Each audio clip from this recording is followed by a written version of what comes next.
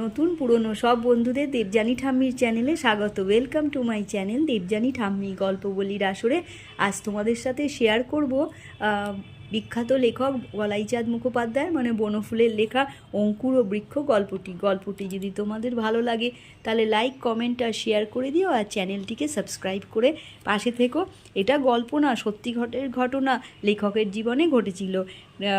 অনেক দিন তার ছেলেবেলার বন্ধুর সঙ্গে দেখা হয়নি। সেই বন্ধু পাটনায় যাচ্ছিল একটা বিয়েবাড়ির নেমন্তন্ন রক্ষা করতে। তো বিয়েটা তার পরের দিন ছিল।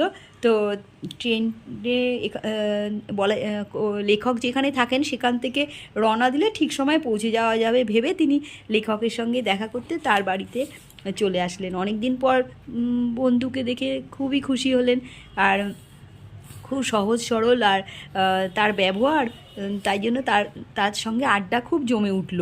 তো হঠাৎ করে রতনের জানে কী একটা মনে পড়ে গেল, এরমভাবে বলল, আরে আরে ট্রেন তো ধরবো রাতে, শোন কিন্তু বিয়েবাড়ি যাচ্ছি, শাড়ি কেনা হয়নি, চল না একটা শাড়ি কিনে নিয়ে আসি, ভালো বেনারসি শাড়ি। তো বলল আচ্ছা ঠিক আছে। লেখক তাকে নিয়ে কাছে এক বাঙালির দোকানে গেছেন, জগৎবাবুর জগৎজ্যোতি ভাণ্ডার, সেখানে নিয়ে গেলেন। তখন একটু দুপুর হয়েছে। নিজেই জগৎবাবু দোকানে ছিলেন, বোধহয় কর্মচারীরা কেউ ছিলেন না। তিনি বসে তাকিয়ায় বসে ঘুমাচ্ছিলেন। সেই সময় খদ্দের আসাতে তিনি যেন খুব একটা খুশি হলেন বলে মনে হলো না। তার সঙ্গে যাই হোক লেখকের সঙ্গে পরিচয় ছিল বলে একটা ভদ্রতার হাসি টেনে বলল, আরে ডাক্তারবাবু দুপুরবেলা বেরিয়েছেন যে? তখন লেখক বললেন, আমার বন্ধুর একটা কাপড় কেনার দরকার আছে, তো বিয়েবাড়িতে যাচ্ছে, একটা বেনারসি দিতে চায়, দিন না একখানা।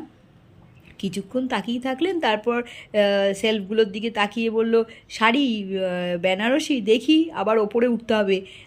তো উবু হয়ে বসে একটা বস্তা থেকে নামালেন ধপাস করে, তারপর উবু হয়ে বসে বস্তাটা খুলে বার করলেন শাড়ি। নিন দেখুন। রতনের কিন্তু পছন্দ হলো না। আরেকটা দেখালেন, রতনের পছন্দ হলো না। তৃতীয় শাড়িখানাও যখন রতনের পছন্দ হলো না, তখন জগৎবাবুর চোখের দৃষ্টিতে কিন্তু আগুন, ঘুম হয়ে বসে আছেন। প্রশ্ন করলেন, কী রকম শাড়ি চাই আপনার? আর রতন কিন্তু খুব ভদ্র, খুব মিতভাষী, বলল, ভালো শাড়ি আছে আপনার? কীরকম 250-300 টাকা দামের শাড়ি? নির্বিকার কণ্ঠে রতন বলল, হ্যাঁ হ্যাঁ সেরম দেখান না, সত্যি যদি দেন তাহলে দেখাই।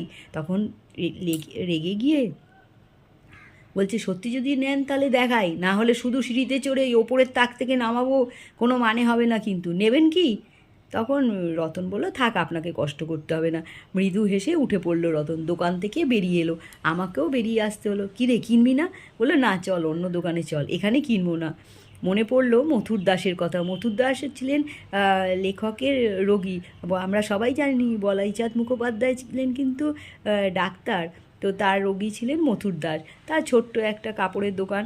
তো তার দোকানে নিয়ে গেলেন বন্ধুকে। সেখানে দেখেই মথুর দাস তাড়াতাড়ি করে উঠে শশব্যস্ত হয়ে উঠে দাঁড়ালো। এমনভাবে অভ্যর্থনা করলো যেন তাদের পথ চেয়েই তার দিন কাটছিল। একখানা ভালো বেনারসি শাড়ি চাই শেঠজি, আমার দোস্তের জন্য। আইয়ে बैठिए, সাগ্রহে আহ্বান করলো। তারপরে শাড়ি বার করতে লাগলো। 1 2 3 4 আর ছিল না বেচারির দোকানে। রতনের তাও একটাও পছন্দ হলো না। শেঠজি কিন্তু দমলেন না তাতে। হিন্দি ভাষায় বললেন, আপনারা একটু অপেক্ষা করুন, আমি আরও শাড়ি এনে দেখাচ্ছি, অন্য দোকান থেকে আনছি। দুপুরের রোদ তুচ্ছ করে বেরিয়ে গেলেন তৎক্ষণাৎ। কিছুক্ষণ পর ফিরল এক গাদা শাড়ি নিয়ে, নানা দামের নানা রঙের। একখানা শাড়ির জমি রতনের পছন্দ হলো, কিন্তু রঙটা পছন্দ হলো না। শেঠজি একটু অপ্রতিভ হয়ে প্রশ্ন করলেন, বাবুজি কোনো বিশেষ রঙ পছন্দ আছে? বলল, হ্যাঁ, ফিকে সবুজ। বলল, আচ্ছা দেখি। বেরিয়ে গেলেন দোকান থেকে। তারপরে সন্ধ্যা। বলল, হুজুর মিলের দোকানটা বন্ধ আছে, সেখানে ফিকে সবুজ রঙের কাপড় আছে, কাল এনে রাখবো, কিংবা বলেন তো ডাক্তারবাবুর বাড়িতে পাঠিয়ে দেবো। বাবু তো কাল পর্যন্ত থাকবে না, আজ সন্ধ্যা ট্রেনে পাটনা যাচ্ছেন। ও আচ্ছা দেখি। বেরিয়ে গেলেন দোকান থেকে। রতন বলল, পাটনাতেই পেয়ে যাব, ঠিক আছে ছেড়ে দে।